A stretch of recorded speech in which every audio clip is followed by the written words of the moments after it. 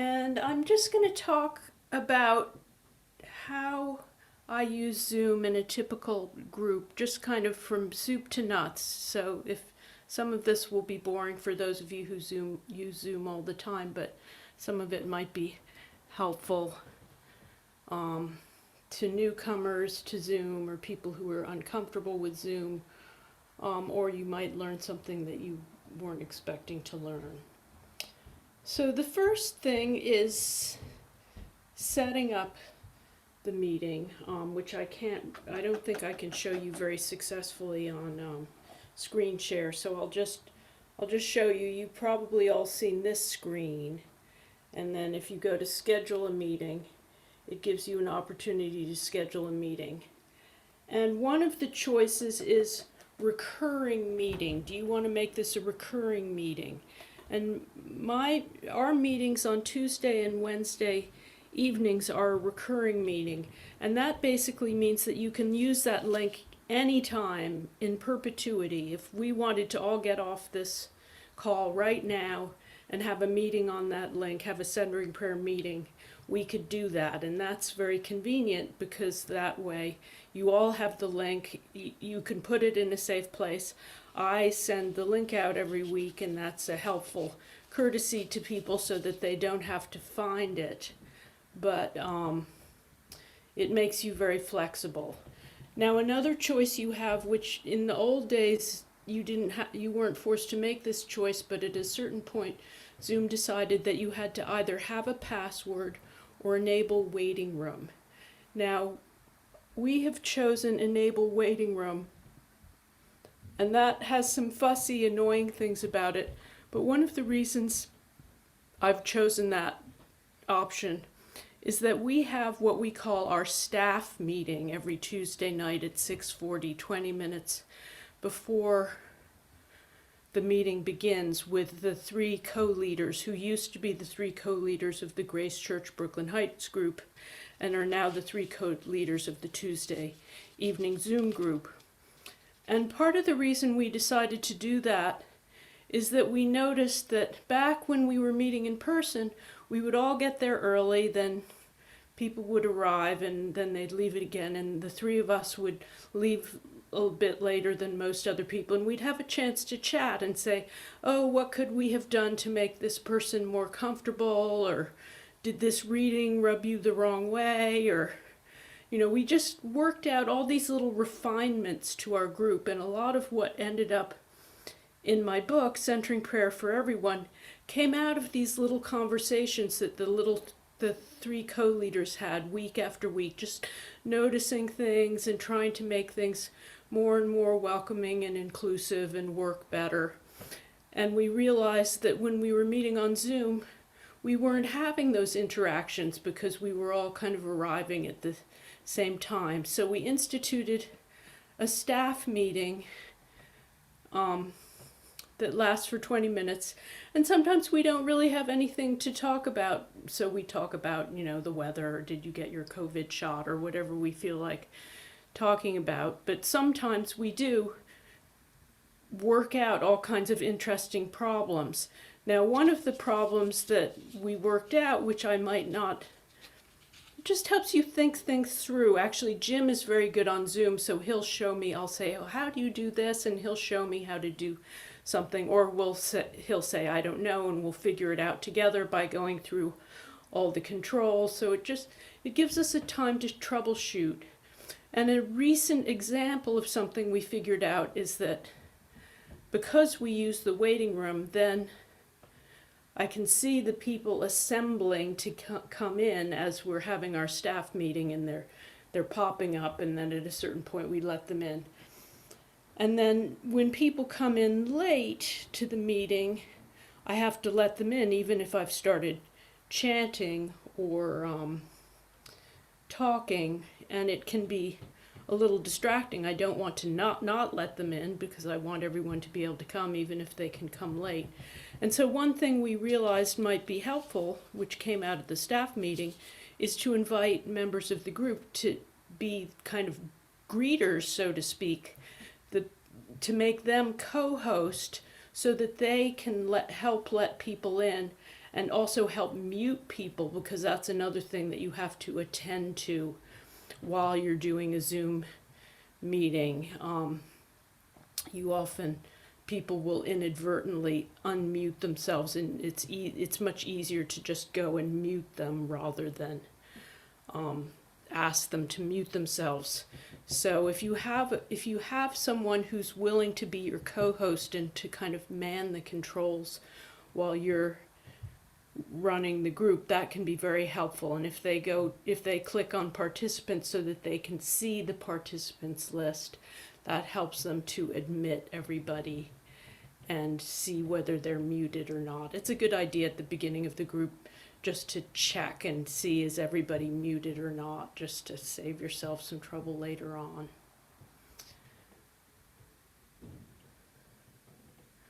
Another thing that I only became aware of in our staff meetings is that there's actually a way, if you go, I don't know if I'm going to be able to show you this on,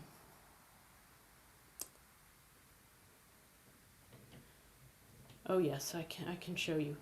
If you are joining a meeting, sorry, my tremor makes all of this a little more complicated. If you're joining a meeting as a participant, you go to join. See this little caret here, this little down pointing arrow? If you click on that, it shows you all the meetings that you've been to, like the past 10 meetings you've been on. And so then, if you can't find your link, but you went to the same meeting yesterday, you can just touch it. It's kind of like a bookmark in your browser. And if you're going to lots and lots of meetings all the time, then you might not be able to find the meeting you're looking for. But if you went to the same meditation meeting the night before, that can be a very helpful little tip. That's another thing I learned. How did you do that, Lindsay? How did you get to that screen? If you hit join, You have to be in Zoom, though. you're in Zoom, you go into Zoom, you're getting ready to go to your meeting, you hit join, which is under home on the home page, and then it asks for the meeting ID, so you could type in the meeting ID, or you could hit the little arrow. Okay, thank you.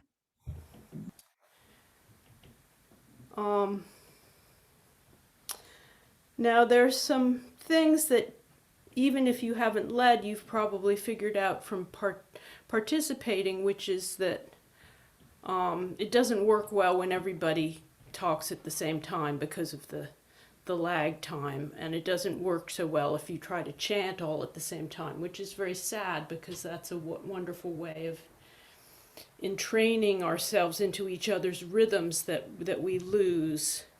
I've always thought it was a wonderful thing to begin with chanting a psalm together, and when we meet in person we chant a psalm antiphonally, but that just doesn't work on Zoom. But I do think that it does help everybody to start with chanting a psalm, so we just do that with one person chanting. So that's always a little bit of a sadness that we can't do that together. And then we always close with a prayer, and that has been a hard decision about whether to say that together or not, and I've often have consulted the group, and different people have different ideas about that. For a long time, we used to say the closing prayer all together, even though it sounded really wacky. I'd put it up on the screen with screen sharing. That's such a wonderful thing on Zoom, that you can share the prayers and bring the prayers into people's homes and have them reading together so easily. And we used to always just say it together, even though it sounded like the Tower of Babel or something. It was completely crazy sounding. I kind of love that chaotic sound, but a lot of people in the group said that they didn't like that. So now we have one person read it, and other people are invited to say it with their mute on. So that's a decision you have to make, and we do different things at different times. I think most people in our groups prefer the quieter approach, but every once in a while I invite everybody to say it all together. There's something kind of wonderful about hearing each other's voices.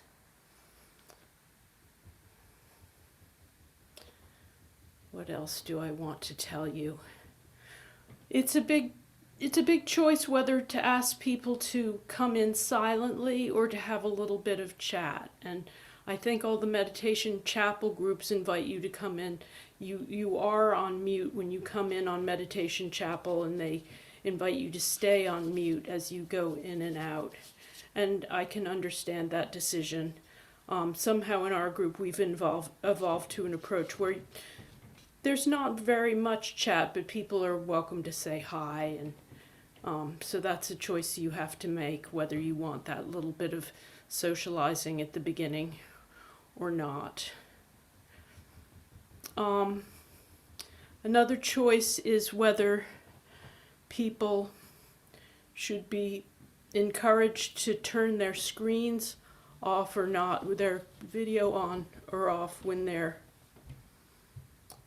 meditating. And some people are really bothered by not being able to see each other. I think it should be up to the person, because some people may have legitimate important reasons why they find themselves more comfortable when they have their camera off. But the leader does kind of set the tone. So if the leader turns off their camera, then probably more other people will turn off their camera. Whereas if the leader leaves her camera on, then probably there'll be more leaving the camera on. So that's another choice.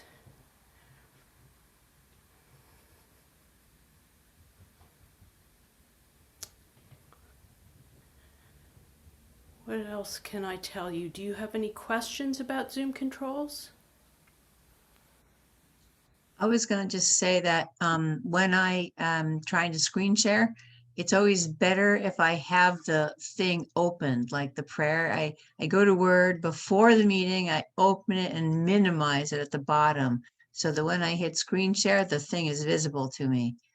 And when I forget to do that, it's really hard to find it. I'm not sure you can find it actually unless it is Yeah, open. So that's a yeah, good tip, to have yeah, everything ready.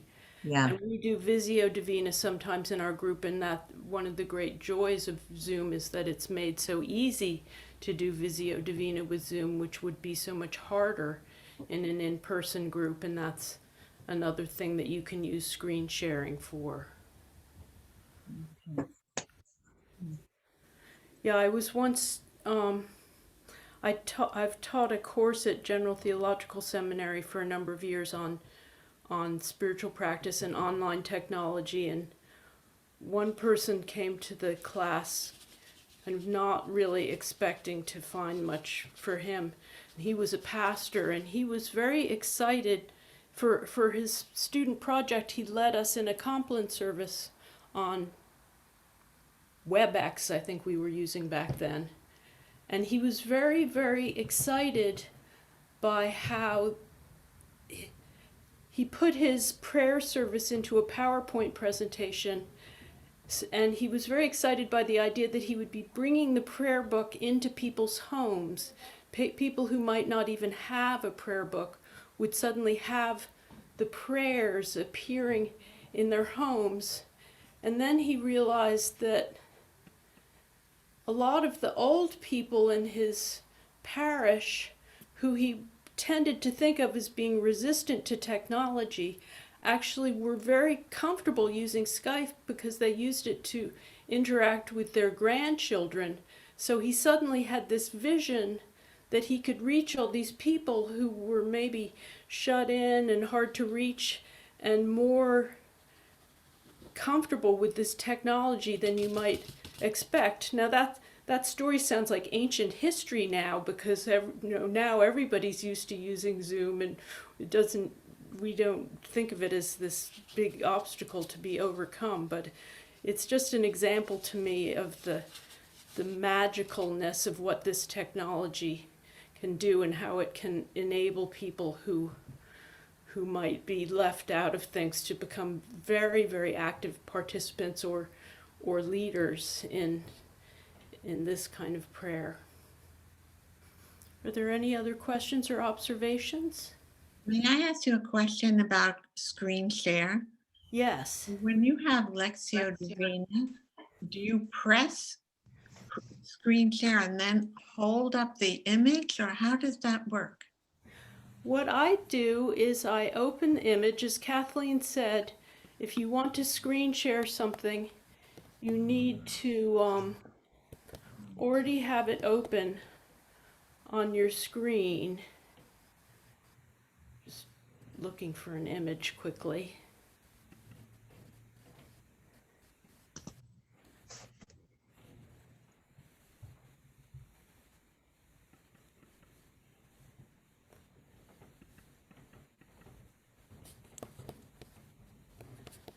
And then you have to be a host. So if you wanted to share, if you wanted to lead us in Visio Divina Modesta, I would make you a co-host, and that would give you the ability to control screen share with your controls, which is it's very easy to make someone a co-host. In order to do that, you either go to their name on the participants list, or you go to those three little dots that you see when you hover your cursor over their image, and one of the options it gives you is make co-host. And then hold up the image? And then I go to share screen, and I select, it gives me a choice of all the different things I could share. And one of them is the image that I just opened. And so I share it, and then you can see it, right? Yes. But how did that image get in your computer? That particular image I found online somewhere, and I just grabbed it and dragged it onto my desktop, and then I put it in a file. Thank you. I just shared a Zoom tutorial link. Oh, thank you. Thank you, Virginia. Colleen. I just wanted to make a note about co-hosting, something I figured out. If you don't see the ability to co-host somebody the way that Lindsay was saying, it may be that you have to go to the Zoom website and adjust your preferences to allow co-hosting. If you did not do it from the beginning, you will not see that option. That is also the same thing for quizzes. I don't know if you ever do a quiz or a poll, maybe for which night of the week you want to do, but you have to have the ability set up in the account, or you won't have the flexibility when you're doing the meeting. That's a very good point. There are a lot of things like that that you can control in your settings that you have to go to separately. Carol. My question is, what level of account do you have, Zoom account? I have whatever the bottom paid one is. Okay. Okay, that's what I have. So I should be able to do breakout rooms and stuff like that too. Yes. Okay. Alexandra. Yes, I can't do the simplest things, and it could be because my Chrome laptop doesn't allow it. But for instance, I feel so silly. I can't black out. I suppose I want to get up and do something or close the window if I'm cold during the meditation. I don't know how to black out the screen if I'm on camera. Do you have stop video at the bottom of your screen? Is that one of your options? Yes, yes. Press Can I that try and see that? what happens. Okay. Thank you so very much. Boy, that was easy. Thank you. Now, And oh, go ahead. yeah, yes. So I have another problem about screen sharing. I've yet to be able to do that. So should I go on to Zoom and type in tutorial how to do it? Will that bring me, if I do a little search? Yes, Will that show me? that's a very good thing to do. I used to be married to a computer expert, and I can tell you, computer experts are not computer experts because they know everything. They're computer experts because they're willing to constantly learn, because computer technology is always changing. And sometimes people will ask me, well, how do I really need to learn how to use Zoom. How do I do this? And I start to tell them, and I can see they're just not paying attention. They've got a mental block and their mind has Yes. gone to sleep, and there's no, I might as well just stop in the middle of the sentence. There's no point anyway. But if Yeah. you want to learn how to use it, there are two things I recommend. One is to just go to like every single control and go like, what does this do? Like if you're sitting in some boring meeting, just like figure out, there are some things that might get you into trouble. Like if you use this setting, Oh, you no. might Oh, be gosh. sorry that you did that in That's the middle of funny. your business meeting. But That's funny. most of the things, or you get on with a friend and just like just Play play, around. just find out what everything does, because that's, if somebody's a computer expert, that's what they do. They get on like a monkey and they just like press every button. What does this do? What does this do? And they just figure it out. And then the other thing they do is, as several people have pointed out, they Google. They just Google, how do you use the screen share on Zoom? And, I used to go to him and say, like, how do you use the screen share on Zoom? And he'd sit down at his computer and Google it. And I'd go like, oh, I could have done that myself. That's what makes you the computer expert, when you have the agency to like decide that you're in charge. You're going to figure out how to do it.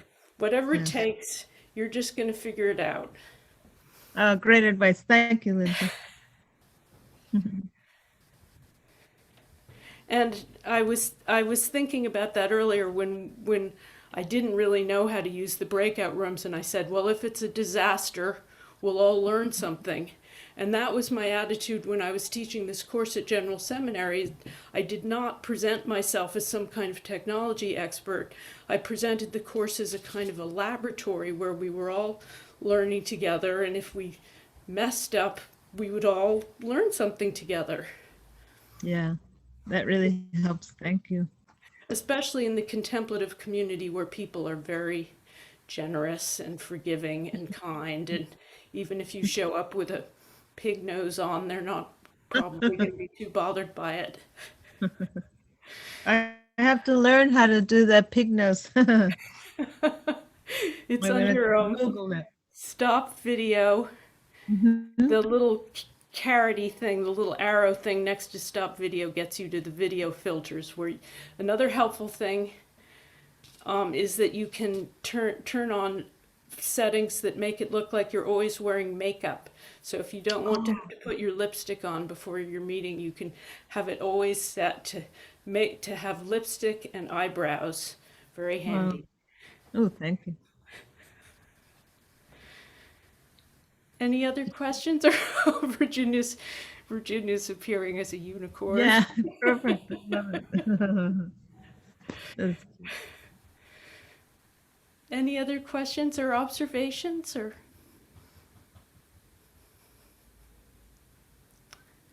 Okay, well, Yeah, I'm sorry. I do have one. So if I want to play a video like on YouTube, do I just start that and then screen share that?